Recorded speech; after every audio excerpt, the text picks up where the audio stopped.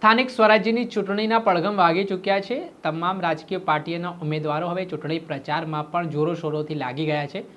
ત્યારે વિરમગામના ધારાસભ્ય હાર્દિક પટેલનું નિવેદન સામે આવ્યું છે, જેમાં તેમણે કહ્યું આજે એવી સ્થિતિનું નિર્માણ થયું છે કે વિરમગામ નગરપાલિકામાં કોંગ્રેસ પાસે ઉમેદવારો નથી ને જે કામ નથી કર્યા 5 વર્ષ દેખાયા નથી ને હવે તેઓ પ્રચાર પ્રસાર કરતા જોવા મળતા હાર્દિક પટેલે શું પ્રહાર કર્યા વિગતે વાત કરીએ।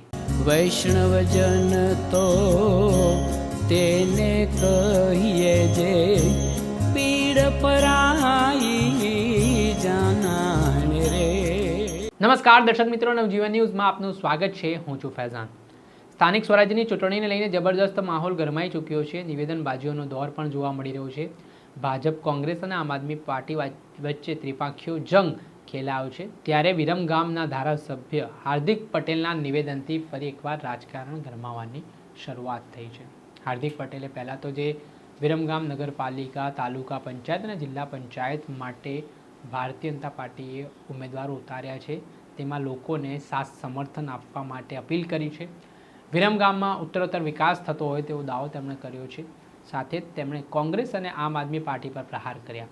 હાર્દિક પટેલે કહ્યું કે 5 વર્ષ સુધી કોંગ્રેસ અને આમ આદમી પાર્ટીના લોકો દેખાય નથી, હવે ચૂંટણી આવી ગઈ તો આ પાર્ટીઓ કોંગ્રેસ હોય, આમ આદમી હોય કે પછી અપક્ષ હોય તે લોકો વચ્ચે જઈ રહ્યા છે, પ્રચાર પ્રસાર કરી રહ્યા છે। અત્યારે આટલા સમયથી તેઓ ક્યાંય હતા નહીં।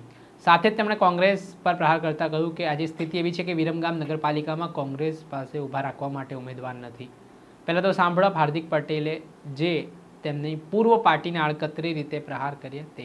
ભારતીય જનતા પાર્ટી પર ભરોસો કરીને લોકો ખૂબ જંગી બહુમતીથી ચૂંટણી જીતે, ખૂબ જંગી બહુમતીથી લોકો વિકાસના કામો કરી શકે।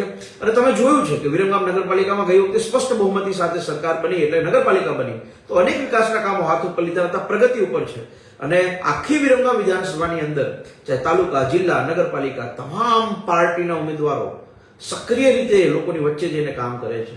મારે માત્ર એટલું તમને કહેવું છું, તમે એટલું તમારા હૃદય ઉપર હાથ મૂકજો કે ભારતીય જનતા પાર્ટીનો ધારાસભ્ય હોય કે જિલ્લા પંચાયતનો સદસ્ય હોય, તાલુકા પંચાયતનો સદસ્ય હોય કે નગરપાલિકાનો કોર્પોરેટર હોય, કોઈ એવું તો નહીં કે વિરમગામ વિધાનસભાની અંદર ભારતીય જનતા પાર્ટીના ચૂંટાયેલા ઉમેદવારો નથી દેખાતા। હા, કોંગ્રેસ તો 5 વર્ષ ક્યાંય દેખાય નહીં, આમ આદમી 5 વર્ષ ક્યાંય દેખાય નહીં, પણ ચૂંટણી આવે એટલે આવી જ જાય, ચૂંટણી આવે એટલે અપક્ષો આવી જાય, ચૂંટણી આવે એટલે આ બધી પાર્ટીઓ આવી જાય। પણ લોકોની વચ્ચે જનસેવાના માધ્યમથી લોકોની સેવા કરવાનો જો કોઈ સંકલ્પ હોય તો આદરણીય નરેન્દ્રભાઈ મોદી સાહેબના નેતૃત્વની અંદર એમના માર્ગદર્શન હેઠળ માન્ય ભૂપેન્દ્રભાઈની આ ટીમ આ વિકાસના કામોની સાથે જનસેવાના કામો અવિરત કામ કરી રહ્યા છે। મારી આપ સૌને વિનંતી છે કે વિરમગામ નગરપાલિકાની અંદર પણ અનેક અપક્ષ લોકોએ ફોર્મ ભર્યા, કોંગ્રેસનો તો ઉમેદવાર નથી જગ્યા। તમે વિચારો, વિરમગામ નગરપાલિકાની 36 બેઠક ઉપર એક કોંગ્રેસી ઉમેદવાર નથી મળ્યો, અપક્ષ લડાવે છે। કેમ અપક્ષ લડાવે છે? કેમ કે એમની પાસે ઉમેદવાર નથી। કોને લડાવે છે?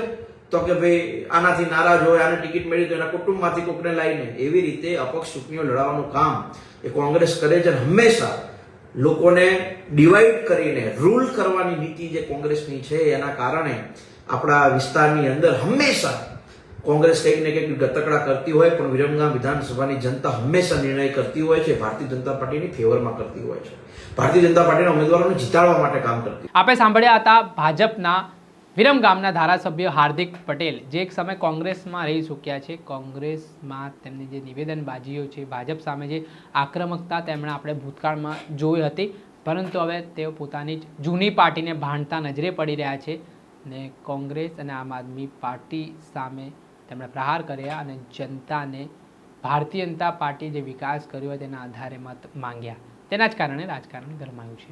દર્શક મિત્રો, આવા જ નવા વિડીયો સાથે આપણે માહિતગાર કરતા રહીશું, એટલે નવજીવન ન્યૂઝ જોતા રહો।